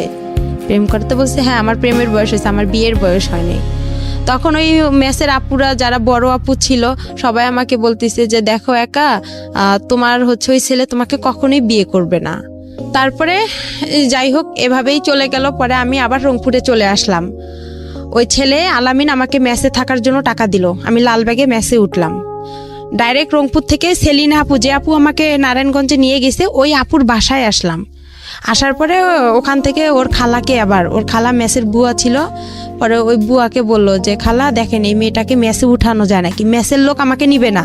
মালিক বলতেছে মেয়ে তো পড়াশোনা করে না, আর আমাদের এখানে যারা পড়াশোনা করে তার ভার্সিটির মেয়েরা এখানে হোস্টেলে থাকে, একে এইভাবে থাকবে, আর এর টাকা কে দিবে। পরে খালা আবার বলতেছে দেখেন ওই মেয়ের বিয়ে হয়ে গেছে, শ্বশুর বাসা থেকে মেনে নিচ্ছে না, আপনি দেখেন একটু। পরে যাই হোক উনি আমাকে উঠাইলো। উঠার পরে 2-3 মাস আমাকে আলামিন মেসের সিট ভাড়া দিল, আমার খাওয়া খরচ দিল। পাশে আবার ওখানে থাকতে থাকতেই পাশের রুম লাবণী আপু আছে, লাবণী আপুর সাথে আমার খুব পরিচিত, উনি আবার রোকেয়া ভার্সিটিতে পড়ে। পরে আপুকে সব কথা বললাম। পরে আপু বলতেছে ওই ছেলে তোমাকে কখনোই বিয়ে করবে না, ও একটা ফালতু ছেলে, তুমি এসব বাদ দাও। পরে আমার কাছে একটা টাচ ফোন ছিল, ওই ফোনে ওর সাথে কথা হয়। পরে কিছুদিন ওর সাথে আমি কথা বন্ধ রাখি। ও আমাকে লাস্ট টাকা দিয়ে গেছে মেসের ভাড়া, দিয়েও আমার আর ফোন ধরে না। ওকে বলছিলাম যে তুমি আসো রাজবাড়িতে, আমি দেখা করব, আমার ভালো লাগতেছে না, আর একা একা থাকি, আরও খারাপ লাগে। সব আপুরা চলে যায়, আমি মেসে একাই থাকতাম ভাইয়া। পরে ওকে ডাকলাম, ও আসে না, ও ফোন বন্ধ করে রাখছে। পরে ওর খালাতো বোনের কথা বলে, দেখছো মরিয়ম অনেক ভালো, আমার ভাত উঠায় খাওয়ায়, এটা খাওয়ায়, ওটা খাওয়ায় অনেক। পরে এইভাবেই ওর সাথে ওর বন্ধুকে বলা হয় সব কথা, যে ও এরকম করতেছে কেন, ও আমার সাথে কেউ আমাকে বিয়ে করবে কি করবে না। এর ভিতরে আমি কাজী অফিসেও গেছিলাম যে বিয়ের খরচ কত টাকা লাগবে বা কি বিষয়। তারপরে ও আমার ফোন বন্ধ করে রাখছিল, ওর সিমটা একদম বন্ধ করে রাখছিল বা চেঞ্জ করছিল। এরপরে ওর কথা হয় না। পরে লাবণী আপু কি করলো, ওখান থেকে আমাকে আরেকটা মেসে দিল। ওই মেসের সিট ভাড়া বেশি। পরে বলতেছে তুমি এই মেসের সিট ভাড়া কম আছে, ওখানে যা 2-1 মাস থাইকে পরে চাকরি একটা খুঁজা, যে কোনো একটা দেখা যায় পার্লারের কাজ পাইলে তোমার আর কোনো সমস্যা নাই। পরে ওই মেসে গেলাম, ওই মেসেও আর আমাকে নিচ্ছে না। বলতেছে তোমার বাসা কই, কি কই। পরে আমি ঠিকানা দিলাম, আমার বাসা নীলফামারী, আমি মডেলে পড়ি। এই ঠিকানা অনুযায়ী আমি ওখানে থাকলাম। থাকার পরে 1 মাসও থাকলাম না। থাকার পরে লাবণী আপুর সাথে আবার যোগাযোগ করলাম যে আপু দেখেন। পরে পার্লারের কাজের জন্য লাবণী আপু, আমি আর একটা আপু হাসি আপু ছিল, 3 জনেই ওরা আমাকে একটা চাকরির জন্য খুব চেষ্টা করলো। পরে সারাদিন হাঁটাহাঁটি করলাম, কোনো পার্লারে নিচ্ছে না আমাকে। আমি কাজ জানি না, আর ছোট মানুষ, বলতেছে ও কি কাজ পাবে, এ বয়সেও কাজ পাবে না। পরে এই কথা বলার পরে আমি আবার কি করলাম, ওরা লাবণী আপু বলতেছে একটা পাইলাম, পার্লারে একটা কাজ পাইলাম, ওনার নাকি মেয়ে নাই। তো বলতেছে আমারও তো মেয়ে নাই, আর আমি যে মেয়ে পার্লারে কাজ করে উনিও ধর্ম মেয়ে ওনার। তো বলতেছে আচ্ছা ওই মেয়ে আবার আমাকে নিবে না, যার পার্লার সে আমাকে নিবে না। বলতেছে না আমি তোমাকে নিব না। প্রথমে বলছে নিবে, তারপরে বলতেছে যে না নিবে না। পরে এখন আমি যে বলছে নিবে, তে আমি কি করলাম, তাড়াতাড়ি করে মেসে গেলাম। গিয়ে আমার যে বালিশ খেতা ছিল, কাপড় চোপড় ছিল, আমি ওগুলা নিয়ে রিক্সা নিয়ে তাড়াতাড়ি করে ওনার বাসা রওনা দিলাম। লাবণী আপু বলতেছে আচ্ছা তুমি দ্রুত চলে আসো, যখন না নিবে ওরা তো আর তোমাকে বের করে দিতে পারবে না, ওখানেই থাকবা তুমি। পরে আমি চলে আসলাম, হাফ রাস্তায় আসছি, ওই আপু আমাকে ফোন দিছে, দিয়ে বলতেছে যে না তুমি আইসো না, তোমাকে আমি নিব না, আমার লোক আসছে। পরে আমি বলছি আপু আমি তো বাসায় আপনার এসে গেছি, লালবাগ রেলগেটে ওনার বাসা। পরে আমি ওনার বাসা উঠলাম, ওনার বাবা মা খুব ভালোবাসলো আমাকে, বলতেছে আমাদের মেয়ে নাই, একটা মেয়ে, তুমিও আর একটা মেয়ে, আমাদের 2টা মেয়ে হয়ে গেল এখন। এভাবে বলার পরে ওখানে 2-3 দিন আমি পার্লারে, উনি আমাকে কাস্টমার আসে ওদের আমি একটু খেয়াল রাখি, কাজ করি, ঝাড়ু টাড়ু দেই। এভাবে যাওয়ার পরে রাতে একদিন আলামিন আমাকে ফোন দেওয়ার পরে বলতেছে তুমি কি মরো নেই? তা আমি বলছি আমি তো বিষ খাইতে ধরছিলাম, আমি মিথ্যা কথা বলছি যে আমি বিষ খাইছিলাম, এরকম অনেক পুলিশ টুলিশ আসছিল, আমি তোমার নাম বলে দিছি ওকে আর কি, এভাবে বলছি। ওই আমার পাশে যে ওই আপুর ফির একটা মেয়ে শুয়েছিল, ও আবার কি অনেক রাতে কথা বলছে, 12টা-1টার দিক দিয়ে, ও এই কথাগুলো সম্পূর্ণ শুনে ফেলে সকালবেলা ওদেরকে বলে দেওয়ার পরে ওরা আমাকে আর রাখবে না বলছে। তখন আমি কি করলাম, লাবণী আপুর কাছে গেলাম। ওরাও ভয় পাইছে যে ওর যেহেতু ওখানে জায়গা হচ্ছে না, ও তো আমাদের কাছেই চলে আসবে। পরে আপুরা আর আমার ফোন ধরে না, আমি মেসে গেলাম, যার পরে বললাম সবকিছু। বলতেছে তুমি বাসায় চলে যাও, তোমার বাসায় চলে যাও। পরে ওখান থেকে আমি বাসায় চলে আসলাম, আমার মার কাছে আসলাম। আমার মার আবার কি করছে, আবার ওরা একসঙ্গে হয়েছে, এর মাঝে যে ছাড়াছাড়ি হয়েছে, হওয়ার পরে তারা আবার একসঙ্গে হয়েছে, আমি কিন্তু জানি না। কিন্তু তাদের সাথে আমার 2-1 দিন কথা হয়েছে, হওয়ার পরে তাদেরকে আমি বললাম যে আমি তো এরকম নারায়ণগঞ্জ থেকে চলে আসছি। প্রথমে জিজ্ঞাসা করে তুমি কতগুলো টাকা ইনকাম করছো, আমার বাবা আর আমার মা জিজ্ঞাসা করে। তো আমি তো অসুস্থ ছিলাম, আমি পারিনি ইনকাম করতে। তখন আমার মা কয় আমার ভাইয়ের ছেলের সাথেই তো সারাদিন কথা বলো, তো ইনকাম করবা কই থেকে? তখন আমি বললাম আমি অনেক অসুস্থ, আমি বাসায় যাব। পরে তারা বলতেছে আচ্ছা ঠিক আছে আসো। পরে যাই হোক আমি বাসায় আসলাম, আসার পরে আবার আমাকে ঢাকায় পাঠানো হইলো গার্মেন্টসে। আমার মা বলতেছে বাসায় থেকে কি করবা? পরে ওখানে আমার এক চাচা চাচি আছে, ওনাদের কাছে গেলাম ভাই, আমি যাই ওখানে গার্মেন্টসে ভর্তি হইলাম। গার্মেন্টসে চাকরি পাইলাম না, হ্যাঁ চাকরি পাইনি, না পাওয়ার কারণে অনেক কয়েকদিন ঘুরলাম, আমাকে কোথাও নিচ্ছে না। ওখানেও বলতেছে আমি ছোট। ওখানে আবার কয়েকদিন থাকলাম, থাকার পরে ওখানেও এক ছেলেকে পছন্দ করলাম, যে আলামিন তো আমার সাথে সম্পর্কই করতেছে না। তো ওখানে আর এক ছেলেকে পছন্দ করছিলাম, এটা আমার দাদাবাড়ির এলাকারই, নাম রতন ছিল, ছেলেটা ইন্টার পাস ছিল। ও আর কি বাসা থেকে রাগ করে গার্মেন্টসে কাজের জন্য গেছিল। পরে আমার সাথে দেখা হয়, ওকে আমি আর কি বলি যে আপনাকে আমার খুব ভালো লাগে, আমি আপনার সাথে রিলেশন করতেছি, আমি এইভাবেই ডাইরেক্ট ওনাকে বলছি। তো উনি আবার কি করছে, ওর যে ভাই ছিল ওর খালাতো ভাই, ওর বাসার আমার বাসা একসঙ্গে, ও আবার আমার বড় আব্বার ছেলে হয়, ওর খালাতো ভাই। পরে ও বলছে ও তো আলামিনের সাথে এরকম এরকম হয়ে গেছে। পরে রতন বলতেছে না, আপনি যেহেতু আগে রিলেশন করছেন আমার পক্ষে সম্ভব না। তখন ওটাও আমার ক্লোজ হয়ে গেল। পরে আমি চাকরি পাইতেছি না। পরে আমার কি ওই যে চাচা চাচির কাছে আমি থাকি, ওনারা আবার কি করলো, আমাকে ওই যে চাচার কাছে আমি প্রথমে গেছি, সে চাচা আমাকে রাতের বেলা, আমি তো চাকরি পাইনি, ওনার মেয়ে আছে, ওয়াইফ নাই, ওয়াইফ সাইরা দিছে। মেয়েটা আমার সাথে একটু বড় হবে, 1 বছর, ও গার্মেন্টসের চাকরি পাইছে। ওর বাবা হঠাৎ করে রাতের বেলা মেয়েটা ঘুমাইছে, উনি আইসা হাত দিতে চাচ্ছে মুখে, মনে করছে আমি অনেক ঘুমাই গেছি, কিন্তু আমি তো ঘুমাইনি। তখন আবার আমি হচ্ছে ফেসবুকও চালাইতাম হালকা পাতলা, অতটা বুঝতাম না, মেসেঞ্জার করতাম বা নাটক টাটক দেখতাম। উনি পরে আমি ওখান থেকে বাসায় ফোন দিলাম রাতেই, যে বাবা এরকম এরকম উনি এরকম করতেছে চাচা। পরে কি করলো, ওখান থেকে আমাকে আরেক চাচার বাসায় পাঠানো হলো। পরে বলতেছে দেখেন আমার মেয়েটাকে নেন, ওকে একটা চাকরি দেন, গার্মেন্টসের চাকরি। পরে ওখানে থাকলাম, ওই রতনের সাথে যে সম্পর্ক করতে চাইছিলাম, এটা আর কি আমার চাচা চাচি জানাই গেছে, বলতেছে এই মেয়ে তো বেয়াদব। আর আমি কথা বলি ফোনে বেশি। আচ্ছা, আমার ফোনে তখন অনেক রং নাম্বার আসছিল, তো আমি কথা বলতাম। পরে আমার যে চাচা চাচি ওটা পছন্দ করতো না। পরে আমাকে কি করলো, ওখান থেকে ওরা বাসায় পাঠার কথা বলছিল। পরে আমি ওখানে পেপারে দেখলাম কাজী ফার্মে নিয়োগ দিছে। পরে আবার আমি ওদেরকে বললাম যে এরকম চাচি কাজী ফার্মে নিয়োগ দিছে, আমি এই চাকরিটা অনেকদিন ধরে করতে চাই, আমার খুব ইচ্ছা, এখানে নাকি অনেক স্যালারিও দেয় ভালো, কাজও কম। পরে যাই হোক, ওখান থেকে এখন বাসায় আসবো, টাকা নাই গাড়ি ভাড়ার। পরে আলামিনকে ফোন দিছি যে আমি এরকম অবস্থায় আছি, আমার কিছু টাকা দেবো। আবার আমাকে 1500 টাকা দিছে। ওই টাকা দিয়ে আমার চাচা সহ আমরা বাসায় চলে আসলাম। বাসায় আসার পরে আমার মা বাবা অনেক অস্থির হয়ে গেছে, মানে আমাকে মারবে না ওরা কি করবে, মানে ওরা বুঝে উঠতে পারতেছে না। পরে কিছুদিন যাওয়ার পরে একটা হচ্ছে আমি আপনার কাজী ফার্মে বললাম যে এরকম নিয়োগ আসছে। আমার চাচাকে আবার বললাম যে চাচা যাই হয়েছে, আমি রতনের সাথে যেটাই করছি, বা আপনার আমি হাত জোর করে আপনি বাসায় যা মা বাবাকে একটু বুঝা বলেন আমাকে যাতে একটু পরীক্ষাটা দিতে দেয়। আমার একটা ছাগল ছিল, ওই নারায়ণগঞ্জে যখন আমি আসলাম না ওখান থেকে ঢাকা থেকে, তখন ওই যে আলামিন যে আমাকে মেসেজ যে টাকাটা দিছিল, ওখানে আমার কিছু টাকা ছিল, ওইটা আর আমার একটা নাকের নথ ছিল, ওই নথটা বিক্রি করে আমি একটা ছাগল কিনছিলাম। তো এই ছাগলটা ছোট ছিল, অনেক বেশ বড় হয়ে গেছে, 5000-6000 টাকা হবে। পরে এখন আমি যে ফার্মে পরীক্ষা দিতে যাবো, আমাদের কাছে কিন্তু কোনো টাকা নাই। আমার মা আবার আসলো রংপুরে আমার নানার বাসায় বেড়াইতে। যাই হোক, ওখানে আসলো, আসার পরে আমার বাবা আর আমি কি করলাম, পরীক্ষা দেওয়ার জন্য আমরা যাব হচ্ছে কুড়িগ্রামে। প্রিয় শ্রোতা, অনুষ্ঠান চলতে চলতে আপনাদের জন্য একটি বিশেষ অ্যানাউন্সমেন্ট করতে চাই। সেটা হলো আমি আরেকটি অনুষ্ঠান করি রেডিও আম্বার 102.4 FM এ, প্রতি শনিবার রাত 10টায় প্রচারিত হয় মাইক্রোফোন টেস্টিং 1024। হয়তোবা অনেকেই শুনেছেন, বাংলাদেশের রেডিওর ইতিহাসে সর্বপ্রথম মিউজিক রিয়েলিটি শো, গানের রিয়েলিটি শো, এবং 2019 সালের সেরা আম্বার ভয়েস আমরা খুঁজে বের করবার চেষ্টা করছি। সেখানে আপনি অডিশন দিয়ে সেখানে আপনি অংশগ্রহণ করে সেরা আম্বার ভয়েস হতে পারেন। আপনি যদি মনে করেন যে আপনি খুব ভালো গান করেন কিন্তু সে অর্থে তেমন কোনো প্ল্যাটফর্ম কোথাও পাননি, তাহলে ছোট্ট একটা অডিশন দিতে হবে আপনাকে। ফোন করে আপনাকে গাইতে হবে একটা গানের 2টো লাইন বা 3টে লাইন আপনি আমাদেরকে গেয়ে শোনাবেন এবং আমরা আপনাকে ডাকবো, নিশ্চয়ই ডাকবো। ওকে, ফোন নাম্বারটি আমি বলে দিচ্ছি। ফোন নাম্বারটি হচ্ছে 09611001024। আমি আবারও বলছি, ফোন নাম্বারটি হচ্ছে 09611001024। যদি আপনি মনে করেন আপনার কণ্ঠ সারা দেশের মানুষের কাছে যাওয়া উচিত, আপনি সেরকম গাইতে পারেন, তাহলে যোগাযোগ করুন এবং অংশগ্রহণ করুন মাইক্রোফোন টেস্টিং 1024-এ।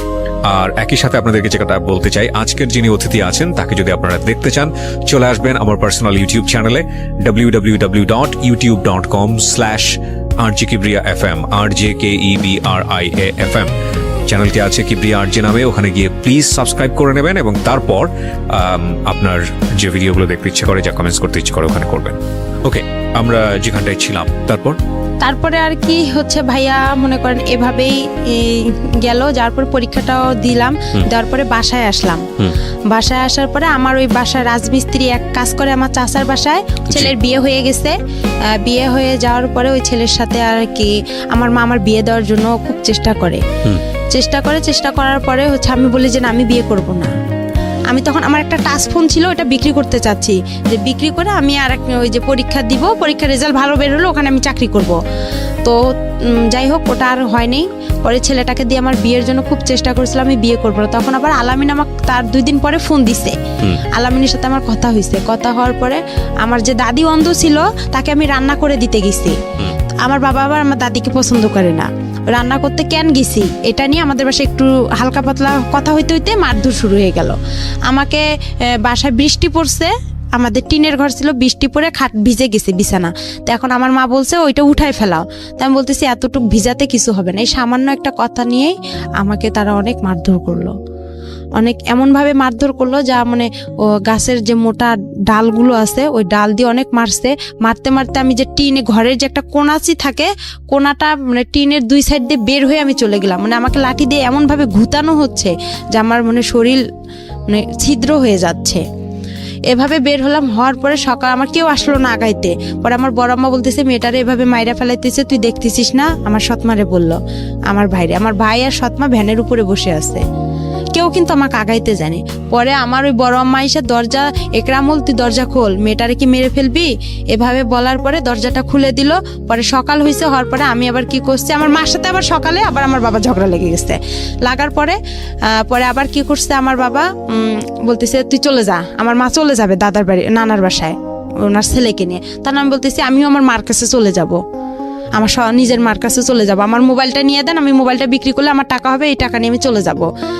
এভাবে বলার পরে দেখা যায় আমার বাসায় আর কি আমার ওই গ্রাম অঞ্চলে আমার যে দাদা ছিল বিচারক, উনি এসে আর কি যাই হোক করতেছে, দরকার নেই কেউ কারো কোথাও যাওয়ার দরকার নেই, একরামুল তুই ভালো হ, মেয়ে এখন একটু বড় হয়েছে, বিয়ে শাদীর ঘর আসবে, এখন তুই ভালো হ। হওয়ার পরে এভাবেই যাই হোক হয়ে গেল। হওয়ার পরে চুপচাপ সবাই সন্ধ্যা লাগছে, সন্ধ্যার সময় আমার বাবা দোকানে গেছে, ভাই বাহিরে, মা রান্না করতেছে। আর আমার মা আবার ওই যে রংপুরে আমি যেদিন পরীক্ষা দিতে গেলাম সেদিন আমার মা ওখান থেকে ঘর বিক্রি করে 5,000 টাকা নিয়ে আসছে। ওখানে যে আমার আগের ঘর বাড়িগুলো ছিল রংপুরে নানার বাসায়, ওগুলো সব বিক্রি করে চলে আসছে ওরা। তখন ওই 5,000 টাকা নিয়ে আসছে। ওই 5,000 টাকা আমি কি করছি, ওই ছেলেকে আমার চাচিকে বলছে যে চাচি ওই ছেলেটাকে বলেন তো আমার আর মারধর ভালো লাগে না, আমার খারাপ লাগতেছে অনেক। খুব কান্না করছি তার কাছে। করার পরে সে পরে বলতেছে, আমি বলতেছি রানাকে বলেন, ওই যে ছেলে মিস্ত্রি ওর নাম ছিল রানা। পরে আমি বলতেছি রানাকে বলেন আপনি, দেখেন ও আমাকে আমার মার কাছে রেখে আসবে নাকি। কয় কি না, তুমি এই কথা বললে কি সে তোমাকে নিয়ে যাবে, তুমি বলতে হবে যে আমি তোমাকে বিয়ে করলে সে তোমাকে আগায় রেখে আসবে, আর 5,000 টাকা দিয়ে কি হবে। এই কথা বলে আমি বলতেছি আচ্ছা ঠিক আছে, আমার নাকের নটটা আছে এটা আপনার কাছে রাইখেন, এটা আপনি বিক্রি করে নিয়েন। আমি ভাবলাম যে সবারই তো একটু না একটু লোভ আছে।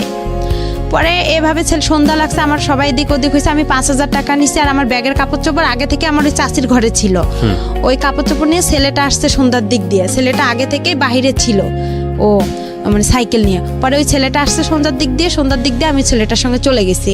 ছেলেটা অনেক দূরে মানে ভয় পাচ্ছে। আর আমার আব্বু একটু মানে পুলিশ থানায় করতো, আওয়ামী লীগ করতো। পরে সে কি করছে, আবার খবর পাইছে সঙ্গে সঙ্গে যে আমি বাসা থেকে খোঁজাখুঁজি করছে আমাকে। মা দেখছে এসে টাকাও নাই, আমি তো পালাই আসছি। পরে ছেলেটা অনেক জোরে সাইকেল চালাইতে এক বাসায় এসে বলতেছে একে একটু ভ্যানে উঠাই দেন। পরে আমাকে ওখানে আবার অনেক পুলিশ, গ্যাঞ্জাম হচ্ছে রাস্তায়। ছেলেটা আবার খুব ভয় পাইতো, মানে একটু মূর্খ ছিল, খুব পুলিশ ভয় পেতো। পরে বলতেছে উনারা আবার কি করলো, আমাকে ভ্যানে উঠে হাফ রাস্তা পার করে দিল, যে জায়গাটা গ্যাঞ্জাম। পরে ওই জায়গাটা আমি গেলাম, যাওয়ার পরে ছেলেটা আবার আমাকে সাইকেলে উঠায় নিল। নেওয়ার পরে সে অনেক জোরে সাইকেল ছাড়ছে। পরে আমি রাস্তায় পড়ে গেছিলাম, গড়তে অনেক দূরে চলে গেছিলাম, মাথায় ব্যথা পেয়েছিলাম, কোমরেও আঘাত পেয়েছিলাম, অ্যাক্সিডেন্ট হয়েছে। হ্যাঁ। পরে হওয়ার পরে সে আমাকে তার মামির বাসায় নিয়ে গেল। নিয়ে যাওয়ার পরে তার মামাতো বোনেরা আমার ব্যাগটা খুলে দেখলো কি আছে। যখন 500 টাকা নোট ছিল, গ্রাম অঞ্চল, 5,000 টাকা পাইছে তারা মানে খুবই একদম খুশি হয়ে গেল। পরে আমি বলতেছি যে আমার মাথায় পানি ঢালা হইলো, আমাকে পানি খাওয়ানো হয়েছিল। হওয়ার পরে আমি একটু হালকা ভালো লাগতেছিল। পরে বলতেছে ছেলেটা আমার ঘরে একাই, ওরা সবাই বের হয়ে ছেলেটাকে আমার ঘরে রেখে আসছে। পরে ছেলেটা আমার গায়ে টাচ করতে চাচ্ছে।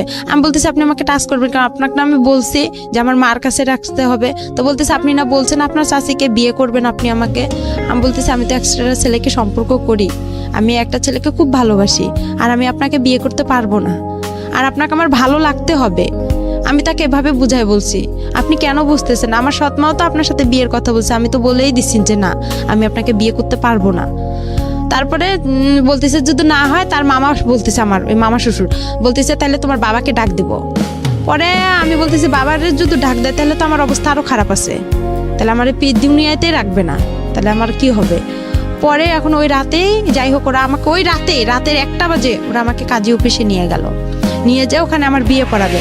পরে এখন কবুল বলতে বলছে যখন, তখন আমি একটা কবুল বলছি আর বাকি দুইটা বলি নাই, না বলে আমি ইচ্ছা করেই আমি ওখানে মাথা ঘুরে পড়ে গেছি। পড়ে যাওয়ার পরে আধা ঘন্টার মতন আমি নিঃশ্বাস নেই না, মানে ওরা আমার কাছ থেকে যখন সরে যায় আমি তখন নিঃশ্বাসটা নিয়ে আবার নিঃশ্বাস বন্ধ করে রাখি। এভাবে আর কবুল বলি নেই। পরে কাজী বলতেছে কবুল বলতে হবে না, আর আপনারা নিয়ে যান, সমস্যা নাই। পরে তার বাসায় আর সরাসরি আনে, তার বোনের বাসায় রাখছিল আমাকে। ওখান থেকে সকালবেলা আমাকে ওই ছেলে নিয়ে আসছে। পরে নিয়ে আসার পরে দেখি ছেলেটা মানে মূর্খ তো একদম, একগুলো জুতা পরছে অনেক বড় বড়, একটা পাঞ্জাবি পরছে অনেক ঢিলা, অনেক কিরকম। আমার কাছে খুব খারাপ লাগছিল যে এই ছেলে এসব পরছে কেন। আবার ওই যে বরের যে টুপিগুলো মাথায় দেয় ওগুলো পরছে। আমি বলতেছি এটা কি কোনো পাগল না আশ্চর্য, যেগুলো কি। আমি কিন্তু ভাই গ্রামে সেরকম বড় হইনি, আমি যে সৎ নানার বাসায় বড় হয়েছি, মানে একটা ভালো ফ্যামিলিতে বড় হয়েছি। অত্যাচার হলেও একটা মানে পরিবেশ বুঝতে পেরেছি। হ্যাঁ, তারপরে আর কি আমি ওসব আমার কাছে খুব খারাপ লাগছে। আয়সা দেখলাম ওদের বাসা আসলাম, সবাই বলতেছে যে আসতেছে, বলতেছে এই মেয়েটা কে, কই থেকে আসছে, এত সুন্দর মেয়ে। পরে আমার চুল দেখে সবাই পাগল হয়ে গেছে, আমার চুল মাশাআল্লাহ অনেক বড়। বলতেছে মেয়েটা এত সুন্দর, বলছে রানার বউ। না, এটা বিশ্বাসই হয় না, এটা কোনো ভদ্র ঘরের মেয়ে। এর তো গেট আপ দেখে একটা ছেলে বলতেছে, এর গেট আপ দেখে বোঝা যায় না। ছেলেটা শিক্ষিত ছিল, বলতেছে আপু কই থেকে আসছেন। তা আমি বলতেছি যে আমি রানার বউ। পরে বিশ্বাস করে না কেউ। পরে যাই হোক ওনার বাসায় আসে দেখি ওনার বাসা ভেয়ে কিছু নাই, শুধু একটা চৌকি ছিল, একটা টেবিল ছিল। আর আমার মা সৎমা বলছিল তারা অনেক বড় লোক ছিল, তারা সেই রকম ফ্যামিলি। পরে যাই হোক এভাবে যাওয়ার পরে তার সাথে আমার 5-6 দিন, কিন্তু তাকে যে আমি টাচ করতে দেইনি। আমি এখানে একটা কথা বলি আপনাকে, এই ছেলেটার নাম ছিল রানা। জি। এর সঙ্গে বিয়েটা দিল কে তাহলে আপনার? এই আমি যে তার মামার বাসায় আসলাম, পালায় যে তার সঙ্গে আসলাম, তার মামার বাসায় উঠলাম। তারা যে আমার পরিচয়টা কিভাবে হয়েছিল রানার সঙ্গে? পরিচয়টা হয়েছিল আমাদের বাসার পাশে যে চাচার বাসা, সে রানার সঙ্গে পালিয়েছিলেন কেন? পালিয়েছিলাম ওই যে বাবা যে মারধর করলো আমাকে, মারধর করলো, তখন আমি আর খুব চিন্তা করলাম যে এত মার খাইছি, আমি আমার মার কাছে চলে যাব। বেছে নিলেন রানাকে কেন বেছে নিলাম, ও একটু হাবা বোবা টাইপের ছিল। আচ্ছা, তো আপনি হাবাগোবা মনে করে ওর হাত ধরেছেন, ও আপনাকে হাবাগোবা বানিয়ে দিয়েছে। যাই হোক তারপরে যাই হোক ওই 5,000 টাকার কারণে ওরা আমাকে এরকম করছে। পরে যাই হোক আমি যখন আসলাম, পরে আসার পরে একটা মহিলা আমাকে জিজ্ঞাসা করতেছে তুমি কি এটা ইচ্ছা করে বিয়ে করছো না, এটাতে কোনো সমস্যা আছে? আমি চুড়ি পরতেছি না, নাকে ফুল পরতেছি না, আমি বলতেছি আমাকে এসব ভালো লাগে না, আমি এসব পরবো না। তখন বলতেছে কেন পড়বা না, ওই আমার খালাটা বলতেছে, ওর খালা শাশুড়ি। তো আমি বলতেছি যে আপনাকে একটা সত্যি কথা বলবো। তো বলতেছে বলো। আমি বলতেছি আমার বাসা এখানে, আমি এভাবে আসছি। তখন বলতে আমি তার পা চিপে ধরছি, ধরে খুব কান্না করছি ভাইয়া, মানে এতটা পরিমাণের কান্না করছি যে আমাকে আপনারা একটু হেল্প করেন, আমি ওর সঙ্গে থাকবো না। তখন আমার কাছে ফোন টোন কোনো কিছুই ছিল না। আর ওখানে আরেকটা বিষয় যে আমি যখন ওই ছেলেটা আমার ঘরে একা টাচ করতে গেছিল ভাইয়া, আমি বললাম যে আপনি আমাকে টাচ করেন, আপনার সাথে তো আমার বিয়ের কথা না, আপনি তো আমাকে মার কাছে রেখে আসবেন, আপনি কেন এসব করতেছেন? তখন বললো যে আপনার বাবাকে ডাক দিব। পরে তখন আমি কি করলাম, কাজী ফার্মে ফোন দিছিলাম। কাজী ফার্মে ফোন দিয়ে ওখানে এক প্রদীপ নামে ভাইয়া ছিল, ওর কাছে কথা বললাম যে ভাইয়া আমি এরকম সমস্যায় পড়ছি, আপনি কি বলেন? আমি পারবো না, আমি আমার মার কাছে যাবো, নাহলে আলামিনকে একটু বলেন না কষ্ট করে, ও আমাকে এখান থেকে নিয়ে যাক, নাহলে আমাকে বিয়ে করুক। বলতেছে না, ও তোমাকে কখনোই বিয়ে করবে না, তুমি এসব বাদ দিয়ে দাও, ওই ছেলেকেই বিয়ে করো। পরে এভাবে বিয়েটা হয়ে গেল। হওয়ার পরে আমি যখন ওই যে আসলাম, আমার খালা শাশুড়ির সব কিছু বললাম। পরে ওনার পা চিপে ধরছিলাম, ধরার পরে বললাম যে এরকম দেখেন আমাকে একটু সহযোগিতা করেন। পরে ভাইয়া ওখানে 2 দিন থাকার পরে ছেলেটার মার সাথে আমার ঝগড়া লেগে গেল। আমাকে বলতেছে তুমি আমার ছেলেকে আমার কাছ থেকে কাইরা নিছো। আমি কই আপনার ছেলে আমি কাইরা নিছি, এটা সত্যি কথা, আমি আপনারা বেশি কিছু করবেন, আমি নারী নির্যাতনের কেস করব। আমি আপনার ছেলেকে বিয়ে করিনি, আর আপনার ছেলের সঙ্গে আমি থাকবো কিসের জন্য? আমি ভালোবাসি আলামিনকে। তখনও ওখানেও আলামিনের সাথে আমার কথা চলে ওই খালা শাশুড়ির মোবাইল থেকে। পরে আলামিন সব কিছুই খালা শাশুড়ির বলে। পরে বলে নতুন জীবন শুরু করছে, সংসার করো। 5 দিন তার সাথে আমার খাওয়া দাওয়া হয়, ওর সাথে সেভাবে খাওয়া দাওয়া না। ওর সাথে একটা ঈদ হয়, আমার কুরবানি ঈদ হয়। কুরবানি ঈদে সে আমার কোনো কাপড় চোপড় এনে দেয় না, শুধু আপনার কম দামি একটা জামা, একটা সালোয়ার এনে দেয়, ওইটা দিয়ে আমি ঈদ করি। করার পর আমি বলছি ঈদের পরে ওকে আমি ছেড়ে চলে যাব, আমার খালা শাশুড়িকে বলছি। এই নিয়ে আমার বিচারও বাসায় বসছিল। পরে আমার বাবা মাও মাইনা নিছিল ওই ছেলেকে নিয়ে। আমার বাবা মা বলছিল আচ্ছা ঠিক আছে মেনে নিছি আমরা। পরে বলার পরে কয়েকদিন পরে ঝগড়া লাগার পরে আমার বাবার বাসা থেকে লোক আসলো, গ্রাম থেকে লোক আসলো। পরে এখন আমার বাবা আমার সাথে কথা বলে, কয় কি ওকে এখনই ছাড়ার দরকার নাই, ওই কাবিননামা কত করছে? আমি বলি কাবিননামা 1 লক্ষ টাকা করছে। কয় ওই 1 লক্ষ টাকা আমরা ওর কাছ থেকে নিব, নিয়ে তোকে নিয়ে আসবো। আমার বাবা এবার একটু লুবি টাইপের। সে যখন ওই কথা বলল তখন আমি আবার কি করলাম, বলতেছি না, আমি মনে মনে চিন্তা করলাম যে আমার বাবার এই কথা শুনলে আমার এই জীবনটা নষ্ট হয়ে যাবে। পরে আমি খালা শাশুড়ি কাজ ছেলেটাকে ভয় দেখাইলাম যে আমি নারী নির্যাতনে কেস করবো, নাহলে আমি ফাঁসি নোটকে মরে যাবো এখানে, আপনি আমাকে ছেড়ে দেন, নাহলে আমি আপনাকে ছেড়ে দিব। তো পরে বলতেছে না, আপনি আমাকে ছেড়ে দেন, আমি আপনাকে ছেড়ে দিতে পারবো না, কেন আপনার বাবা থানা পুলিশ করে, পরে আমার একটা সমস্যা করবে, এগুলোকে করবে, আমার পক্ষে সম্ভব না, এভাবে বলতেছে। পরে যাই হোক বলার পরে আমি কি করলাম, একদিন 2-3 দিন পরে বিচার সালিশ হয়ে গেল। হওয়ার পরে চুপ করে আমার খালা শাশুড়িকে বলছি যে আমি ওকে সাইরা দিতে যাবো কুরবানি ঈদের 2-3 দিন পরে। পরে বলার পরে ওই ছেলেটাকে নিয়ে আমি রংপুরে আসলাম কোর্টে আসার পরে ওকে আমি ওখান থেকে কোর্ট তালাক করছি। পরে ওখানে উকিল বলতেছে এই বিয়ে দিছে কে, এই বিয়ে যে দিছে তার আগে জেল হওয়ার দরকার। পরে ওখানেও আমি খুব কান্নাকাটি করি তাদের কাছে। কান্নাকাটি করার পরে ছেলেটা আবার কি করলো, আমার যে 5,000 টাকা ওরা নিছিল, আমি বলছি আমি তো আপনার সাইরা দিতে গেলে আমার তো টাকা লাগবে, কিন্তু আপনি আমাকে ফুল টাকা 5,000 দিবেন, আমি ওই টাকা নিয়ে আমার যেখানে মন চাই আমি সেখানে চলে যাব, তখন তো আর আমার বাবা আপনার কিছু করতে পারবে না। পরে ওখানে ওকে আমি কোর্ট তালাক করে আমি কি করলাম, আমার মার বাসা আমি এতটুকু জানি, আপনার বগুড়া দুপচাচি আসলাম ঠিকানা খুঁজতে খুঁজতে। আইসা বললাম আমার মার নাম, বলছি রোকেয়া। আর রোকেয়া বলার পরে তখন মানে আপনার আসল মা? হ্যাঁ, আসল মার কাছে আসলাম। কত বছর বয়সে? তখন আমার বয়স হবে হয়তো 8-এ। পরে আপনি ওই সময়ের বয়স মানে 14 থেকে 15 বছর বয়স। হ্যাঁ, এই জীবনের প্রথম আসল মাকে দেখতে যাচ্ছেন। হ্যাঁ, ওকে, তারপর মার কাছে আসলাম। ওখানে খুঁজতে খুঁজতে আসার পরে মাকে এসে সবকিছু বললাম যে আমার এরকম একটা বিয়ে হয়ে গেছে, এরকম। আমার মা আবার আমার বাবাকে ভয় পাচ্ছে, অনেক ভয় পাওয়ার কারণে পরে আর কি যাই হোক ভয় পাইতেছে। পরে আমি বলতেছি কিছু হবে না, কোনো সমস্যা না। ভয় পাচ্ছে আমার বাবা থানা পুলিশ করে, সে যদি আবার কেস করে আমার মার উপর। আর আমার মার উপর কেস করেছিল আপনার বাবা? হ্যাঁ। কিসের কেস? এর আগে কেস করছিল, এটা আমি মাঝখানে বলতে পারিনি। কিসের কেস? কেস করছিল এর আগে, আমার ছোটবেলা আমার মা আমাকে নিয়ে আসছিল, ও সেই কারণে কেস করছিল। আপনার মা এই জন্য ভয় পাচ্ছে যে তুমি আবার আসলা, এই কারণে আবার কেস টেস না। হ্যাঁ, আবার কেস টেস করে, আমি এসব জড়াইতেছে না। আর আমার মা তখন আবার বিয়ে করতে চাচ্ছে। আপনি যখন গেছেন তখন বিয়ে করতে চাচ্ছে? হ্যাঁ, আমার মা আবার বিয়ে করতে চাচ্ছে। তারপর বিয়ে করতে চাচ্ছে। একটা জিনিস খেয়াল রাখবেন, একটা কথা আছে না যে ওই গানটার মতো জলে ভাষা পদ্ম আমি, ঠিক জলে ভাষা পদ্মের মতো গল্পটা আসলে। একটা মেয়ে যদি ফ্যামিলি না থাকে তাহলে সে কিভাবে কোথায় কোথায় যায়, এবং ভাসতে ভাসতে তার কোথাও ওঠাই হচ্ছে না, না নিজের বাবার কাছে, না সৎ মায়ের কাছে, না নিজের মায়ের কাছে। এবং পরিবার তো নাই, সমাজ তো আরও অনেক জটিল একটা জায়গা। এগুলো আসলে নতুন না জীবন গল্পে, এটা বহুবার এসছে, বিভিন্ন অ্যাঙ্গেল থেকে এসছে। সমাজের বিভিন্ন শ্রেণীর মানুষের গল্প বিভিন্নভাবে উঠে আসে, কিন্তু একটা মেয়ে নির্যাতিত হলে সে যে ক্লাসেই বসবাস করুক না কেন তার গল্পটা আসলে সেম।